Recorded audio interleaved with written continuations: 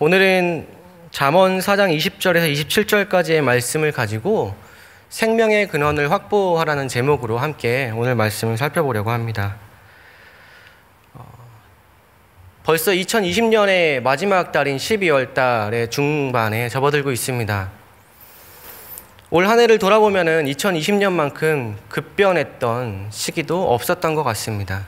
사실 우리가 지금 이렇게 마스크를 쓰고 있을 줄 몰랐죠. 처음 마스크를 쓰던 그때에 마스크를 썼던 것이 벌써 거의 1년째 우리가 마스크를 쓰고 있습니다. 그리고 사회적 거리두기의 단계의 격상에 따라서 우리의 일상이 정말 하루아침에 바뀌고 있습니다. 벌써 수도권까지만 하더라도 밤 9시 이후에는 많은 가게들과 식당들이 영업을 하지 않습니다. 삶이 빠르게 변하고 바로 다음 날조차 예측할 수 없게 되자 사람들은 불안해하기 시작합니다. 그리고 인간의 본능상 그리고 본성상 안정적이고 변하지 않는 그 무언가를 붙잡고 싶어 하게 됩니다.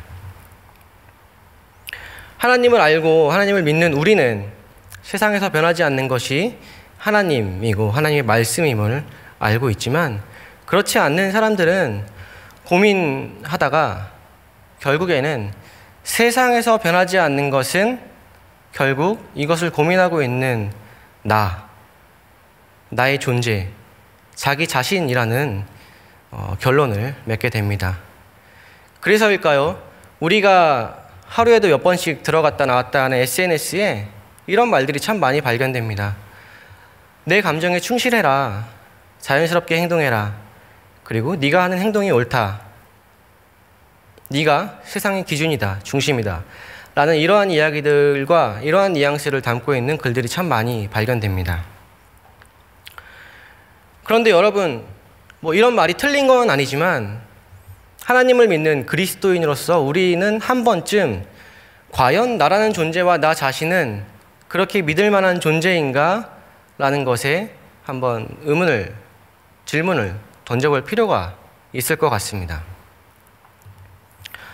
과연 여러분, 한번 우리 스스로에게 질문을 해볼까요? 나는 그렇게 믿을 만한 존재인가요?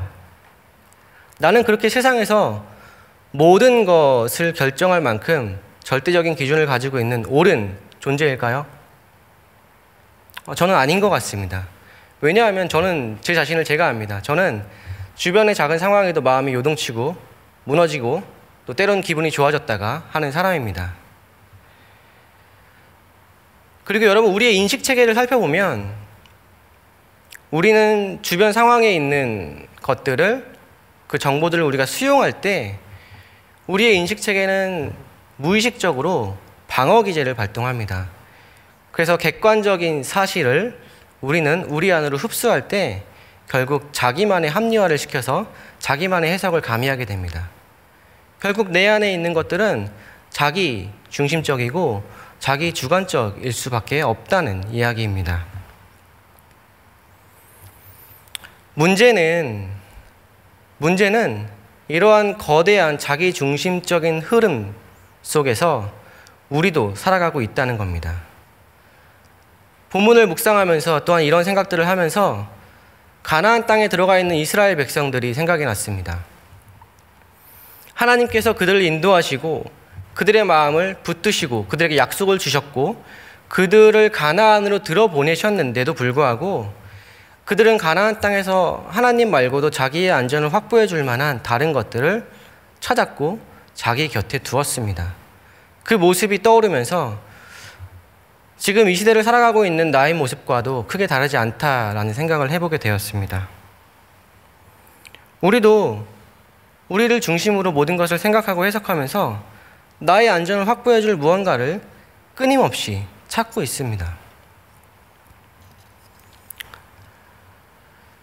이런 자기 중심적인 모습과 형태, 생활 패턴은 우리의 삶 속에서 소비라는 것으로 나타납니다. 여러분, 종교 소비자라는 말을 들어보셨나요? 종교 소비자. 우리가 행동하고 있는 모든 신앙생활의 중심 속에는 결국 이것들이 하나님을 위한 것이 아니라 나를 위한 것이라는 어떤 그런 행동을 꼬집는 말입니다. 여러분, 우리가 교회를 올 때 처음에 이제 교회를 고른다고 하죠. 교회를 선택할 때 이 교회가 나에게 맞을까?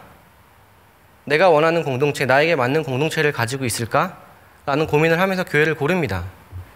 그리고 우리가 유튜브나 이제 팟캐스트나 이런 거에 설교를 들을 때도 제목들을 쭉 보면서 오늘은 이 말씀이 나한테 좋을 것 같아. 오늘은 이 말씀이 나한테 위로가 될 것 같아. 그러면서 나에게 맞을 것 같은, 내가 듣고 싶어하는 말씀들을 골라서 듣습니다. 제목에서부터 나의 어떤 심장과 폐부를 찌를 것 같은 설교들은 거르죠.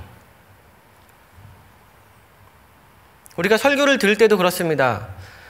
하나님의 말씀이 선포되어지면서 그 말씀을 들을 때에도 우리는 자리에 앉아서 나에게 위로가 되고 나에게 격려가 되는 은혜의 말들을 귀를 쫑긋 세우고 찾습니다.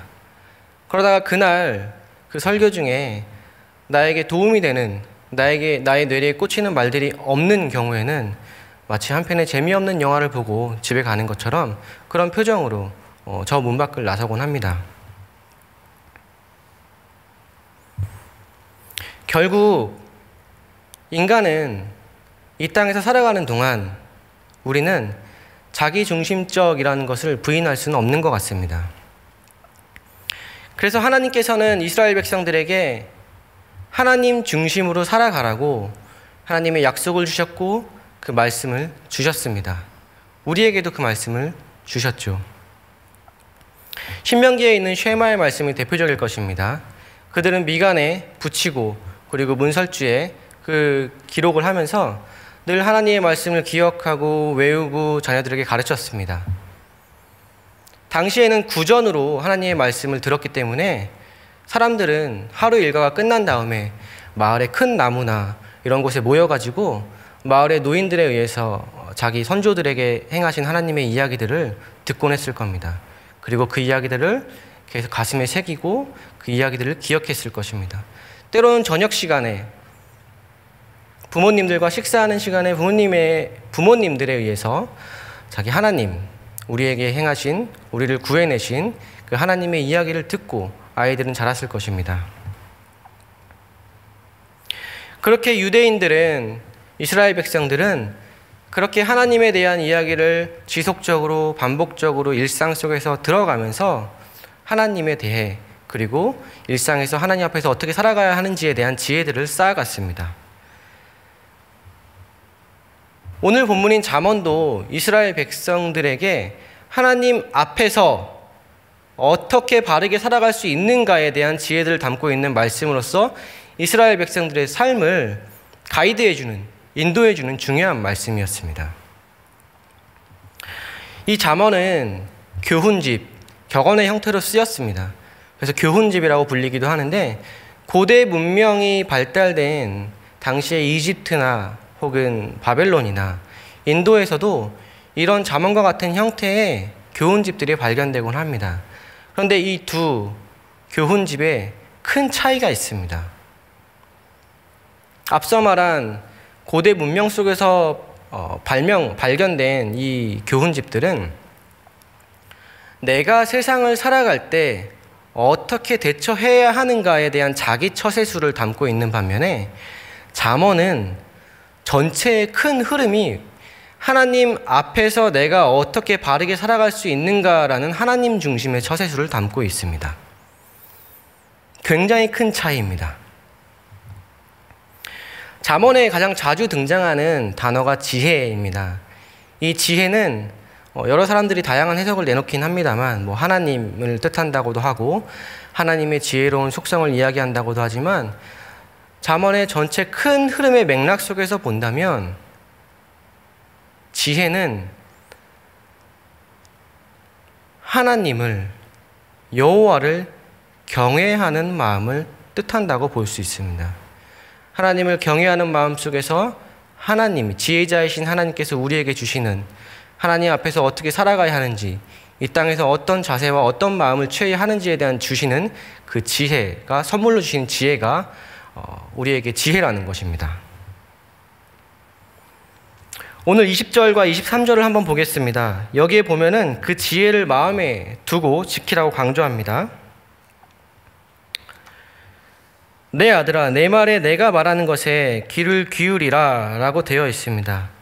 이 말은 솔로몬이 르호보암에게 하는 말이라고도 해석이 되고요. 좀 더 큰 넓은 범위에서는 하나님이 하나님의 백성들에게 하는 말이라고도 해석이 됩니다. 여기에 쓰인 주의하며 또는 귀를 기울이며라는 단어는 모두 명령형인데 우리말 성경에는 부드럽게 좀 쓰인 것 같지만 사실은 이 말 뒤에는 느낌표가 붙어야 더 어울립니다. 강한 어조로 쓰였다는 거죠. 이렇게 하라는 이야기입니다. 21절을 보면은 그것을 내 눈에서 떠나게 하지 말며 내 마음속에 지키라 라고 되어 있습니다.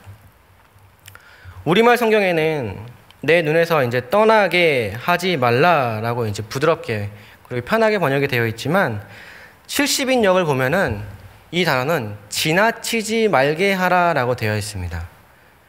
무의식적으로 이 지혜를 내가 일상 속에서 놓치고 무시하고 내 삶에서 지나치게 하지 말라는 이야기입니다. 우리가 무언가를 놓치고 지나치는 경우는 몇 가지 경우가 있죠.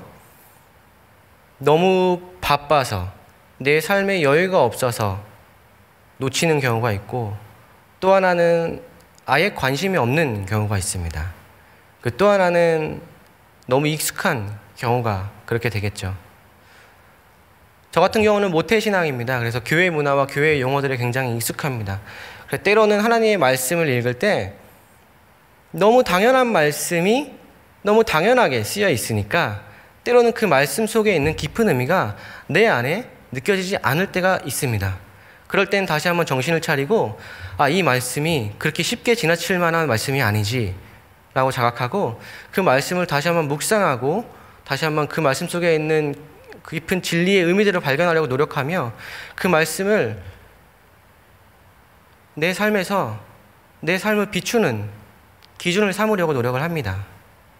그렇게 하지 않으면 이렇게 의지적으로 말씀을 대하지 않으면 우리는 이 말씀을 일상 속에서 너무 쉽게 놓치고 맙니다.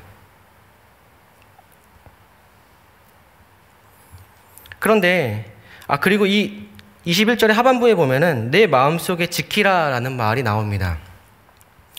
여기서 지키라라는 말은 정말 귀중한 보화를 정말 소중한 것을 금고에 넣어두고 이것을 다른 사람이 빼앗아가지 못하도록 마음을 다해서 그 금고를 지키라라는 이야기입니다. 즉 하나님으로부터 나오는 지혜, 이 세상에서 어떻게 살아가야 하는지가 담겨있는 이 말씀을 내 마음의 중심에 두고 지키라는 겁니다. 그 말씀이 내 삶 가운데서 일상에서 지나치지 않도록 주의하면서 깊이 곱씹을 하는 이야기입니다. 그런데 여기에 중요한 한 가지 우리가 살펴볼 게 있습니다. 왜 그것을 마음에 지키라고 했을까요? 왜 마음에 지키라고 했을까요? 히브리인들에게 마음이란 다양한 의미를 지녔습니다. 때로는 심장, 신체 기관의 일부인 심장을 의미하기도 하고 때로는 인간의 의지를 의미하기도 했습니다. 그리고 때로는 그 사람의 감정과 모든 것들이 표현되는 인격의 집합체로 보이기도 했고 때로는 그 사람의 깊숙한 내면의 중심을 의미하기도 했습니다. 시편 38편 10절을 한번 같이 보겠습니다. 같이 읽겠습니다. 시작. 내 심장이 뛰고 기력이 쇠하여 내 눈의 빛도 나를 떠났나이다. 여기서 내 심장이라는 말이 오늘 본문에 쓰인 마음이라는 표현입니다. 여기에 쓰인 심장은 당연히 여러분 내 신체 기관인 심장을 의미하겠죠. 자, 다음 사무엘상 16장 7절을 한번 같이 보겠습니다. 같이 한번 읽겠습니다. 여호와께서 사무엘에게 이르시되 그의 용모와 키를 보지 말라. 내가 이미 그를 버렸노라. 내가 보는 것은 사람과 같지 아니하니 사람은 외모를 보거니와 나 여호와는 중심을 보느니라 하시니라. 여기에 쓰인 중심이라는 단어도 오늘 본문에 쓰인 그리고 아까 나온 심장이라는 단어와 같은 단어입니다. 그럼 성경에는 벌써 이 마음이란 단어가 심장과 중심으로 두 개가 혼용되어 쓰이는 걸 볼 수 있습니다. 그리고 마지막 한 구절을 더 같이 볼까요? 이 두 의미를 아예 같이 쓰고 있는 구절이 있습니다. 예레미야 17장 10절입니다. 자, 제가 읽어드리겠습니다. 시작. 나 여호와는 심장을 살피며 폐부를 시험하고 각각 그의 행위와 그의 행실대로 보응하나니. 자, 여기에 심장이라는 단어가 나왔는데 이 심장은 문맥상 볼 때 신체기관의 심장은 아니죠. 내 내면의 깊숙한 곳에 있는 마음과 중심을 의미하는 것인데 여기에는 심장이라고 표현이 되었습니다. 이렇듯 히브리인들에게 심장과 마음은 동일하게 사용되었고 일반적으로 그 사람 내면의 깊은 곳에 있는 중심을 의미하곤 했습니다. 심장과 마음은 둘 다 중요합니다. 우리에게 생명을 유지시켜주는 소중한 것들이죠. 심장이 멈추면은 우리는 신체적으로 죽고 하나님을 향한 우리의 마음이 멈추면은 우리의 영이 죽습니다. 고대 이집트인들도 심장과 영혼이 연결되어 있다고 믿었습니다. 그래서 인체의 장기 중 심장만 따로 빼가지고 방부 처리를 한 다음에 다시 그 미라 안에 집어넣는 의식을 행하기도 했습니다. 다음 사진을, 그림을 한번 같이 보겠습니다.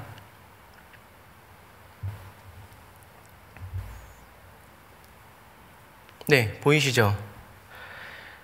후네페르의 심장과 깃털을 저울질하는 아누비스의 그림입니다.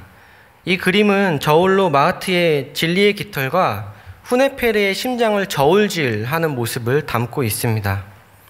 가운데에 저 저울을 만지고 있는 자칼의 머리를 한 것이 아누비스이고 저 오른쪽 맨 끝에 벽에다가 무언가를 쓰고 있는 듯한 신이 판정과 기록을 담당하고 있는 토트입니다.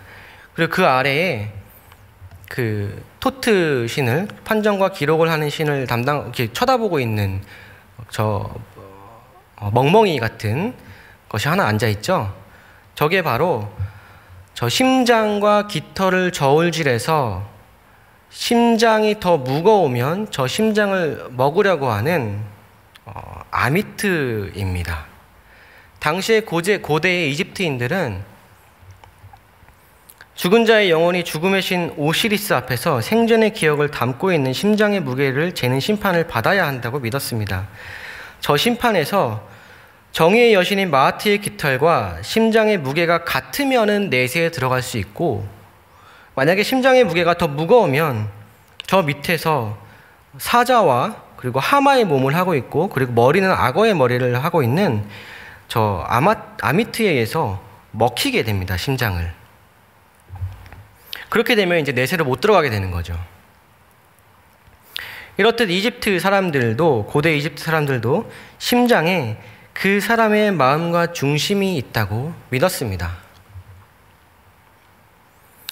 이런 것들을 볼 때 23절에서 지혜를 마음에 두라고 하는 것과 그리고 모든 지킬 만한 것 중에 더욱 내 마음을 지키라 라고 이야기하는 것이 어쩌면 당연합니다.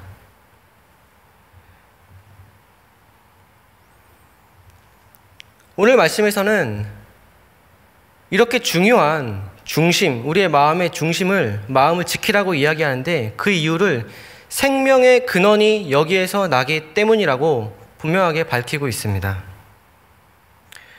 여기에 생명이라는 단어를 우리가 한번 살펴볼 필요가 있습니다. 이 생명이라는 단어는 하임이라는 단어입니다. 구약에서 생명을 나타내는 히브리어는 하임과 네페시 두 개가 있습니다. 이 하임은 죽은 상태에 반대되는 개념인 살아있는 생명력 있는 상태를 의미할 때 사용되는 단어이고, 네페시는 말 그대로 생명체가 가지고 있는 생명을 의미합니다. 그럼 여기에 쓰인 단어는 하임이기 때문에 살아있는 생명력 있는 그 상태를 의미한다고 볼 수 있습니다. 70인역에서 하임은 조회로 번역이 됩니다. 조회가 쓰인 대표적인 구절을 우리가 신약에서 발견할 수 있는데요. 누가복음 12장 15절과 마태복음 19장 16절에 있습니다. 제가 읽어드리겠습니다. 그들에게 이르시되 삼가 모든 탐심을 물리치라 사람의 생명이 라고 되어 있습니다. 그리고 마태복음 19장 16절도 한번 보겠습니다. 어떤 사람이 주께 와서 이르되 선생님이여 내가 무슨 선한 일을 하여야 영생을 얻으리이까? 그러면 이 두 구절을 통해 우리가 하임의 의미를 좀 유추해 본다면 이것은 그리스도 앞에서 그리스도를 믿는 신자들이 그리스도 앞에서 누리는 생명력을 의미한다고 이야기할 수 있습니다. 그것을 뒷받침하듯이 구약에서도 하임이 여러 곳에서 사용되었습니다. 하나님께서 에덴 동산을 만드시고 거기에 흙으로 사람을 빚어서 만드십니다. 그리고 그에게 코에 생기를 불어넣으시자 그가 생명이 됩니다. 거기에 생이라는 단어가 하임입니다. 하나님께서 동산 중앙에 나무를 두십니다. 그 나무는 생명나무와 선악과인데 그 생명나무가 바로 하임나무입니다. 예레미야도 하임이라는 단어를 사용하면서 하나님의 살아계심을 표현했습니다. 기드온도 맹세할 때 여호와의 이름으로 맹세할 때 살아계신 하나님을 두고 맹세하노니 할 때 하임 야훼라고 했습니다. 그럼 여러분 정리하자면 이 모든 것들을 통해서 우리가 하임의 의미를 유추해 본다면 이 하임이라는 것은 하나님 안에서 흘러나오는 생명 그 자체이신 하나님 앞에서 흘러나오는 생명력, 죽은 것을 살리는 생명력이라고 볼 수 있습니다. 그런데 그 지혜의 말씀을 나의 마음, 내 내면의 깊숙한 중심에 두고 지키는 것이 우리에게 그 생명이 된다고 이야기합니다.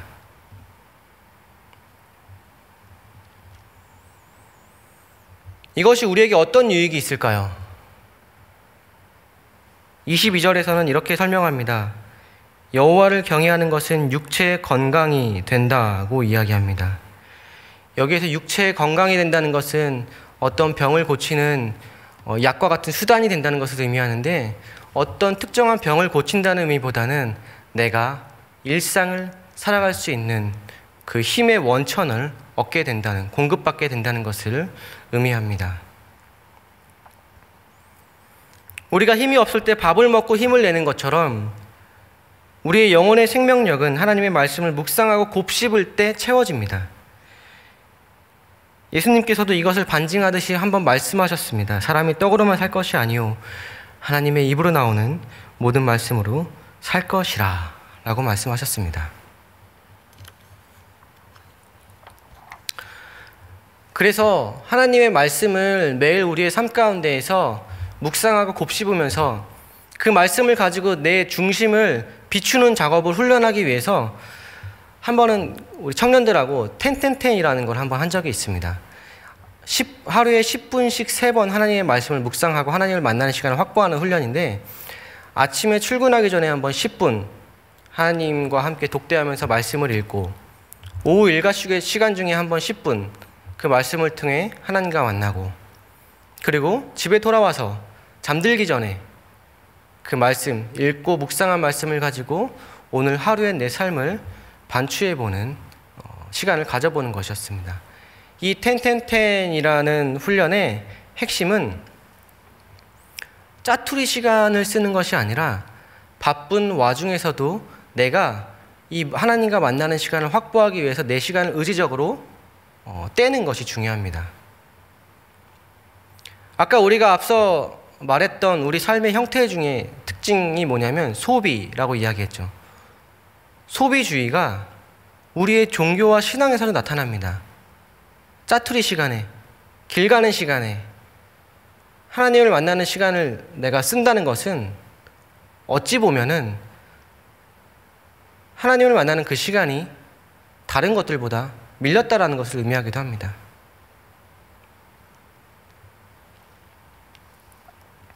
그런데 이 텐텐텐을 이제 청년들과 함께 하는데 이게 쉽지 않습니다.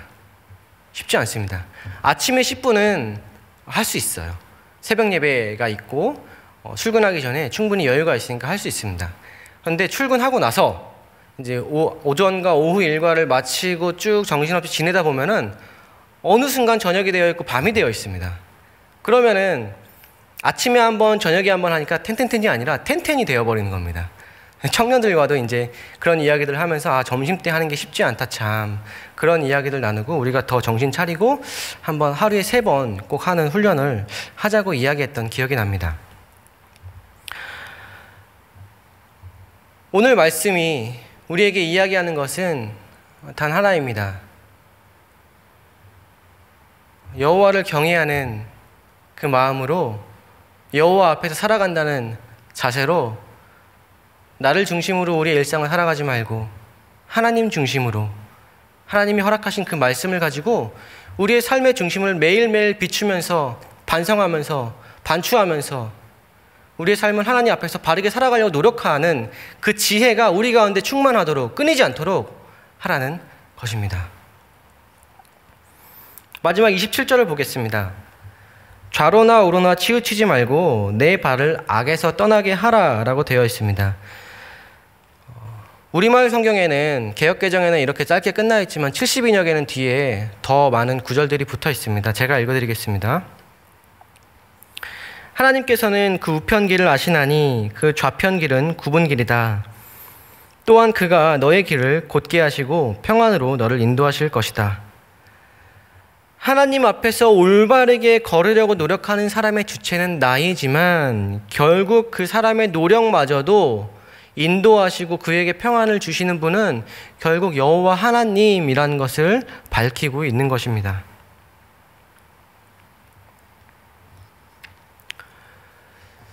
정리하겠습니다. 심장은 우리가 망각하기 쉬운 기관입니다.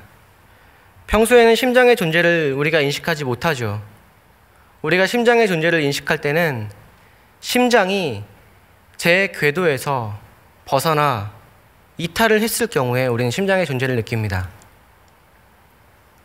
격렬한 운동을 했을 때이거나 혹은 우리가 감당할 수 없는 두려움과 공포를 마주했을 때이거나 혹은 사랑하는 사람을 만나러 갈 때 설렘을 느낄 때이거나입니다.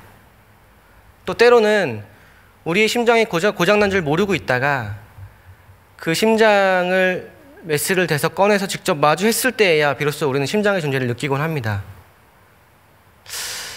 그러나 우리는 여호와 앞에서 바르게 살아가기를 소망하는 우리는 하나님의 말씀으로 우리의 심장을 확인해야 합니다.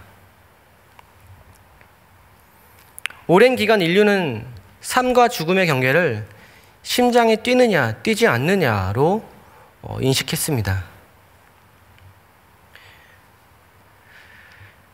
사랑하는 여러분, 우리의 심장은 하나님 앞에서 뛰고 있습니까?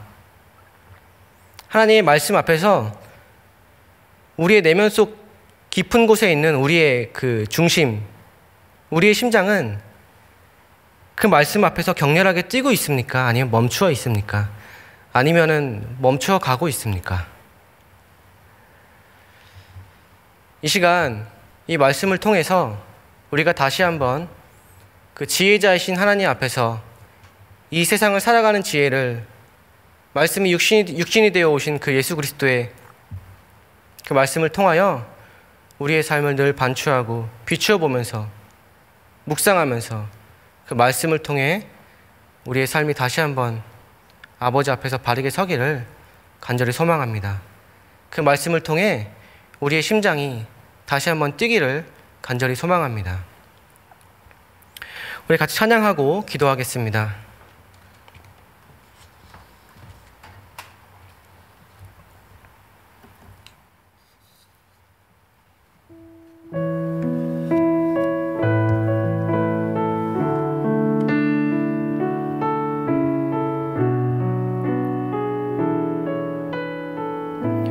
주여 우린 연약합니다.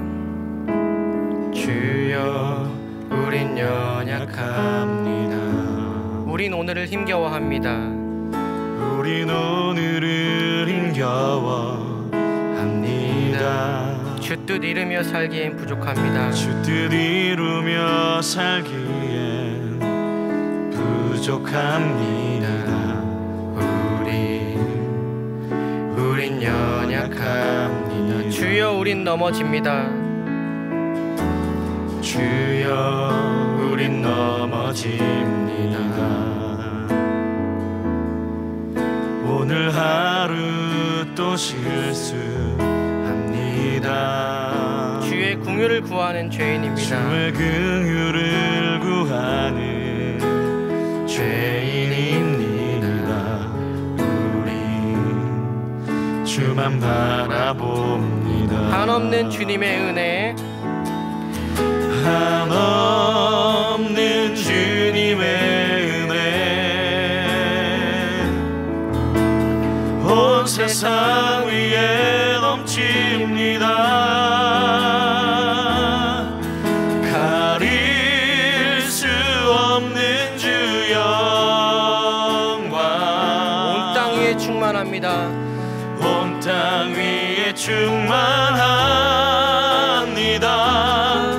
주님만 이 길이 오니 우린 그 길 따라갑니다. 그날에 우리를 그날에 우리를 이루시. 주는 완전합니다. 주는 완전합니다. 주여 우린 연약합니다. 주여 우린 연약합니다. 우린 오늘을 힘겨워합니다. 주 뜻 이루며 살기엔 부족합니다. 우린 연약합니다. 주여 우린 넘어집니다. 주여 우린 넘어집니다. 오늘 하루 또 실수합니다. 주의 긍휼을 구하는 죄인입니다. 주의 긍휼을 구하는 죄인입니다. 우린 주만 바라봅니다. 한없는 주님의 은혜, 한없는 주님의 은혜, 온 세상 위에 넘칩니다. 가릴 수 없는 주 영광, 온 땅 위에 충만합니다. 주님만 이 길이 오니 우린 그 길 따라갑니다. 그날에 우리를 이루시. 주는 완전합니다.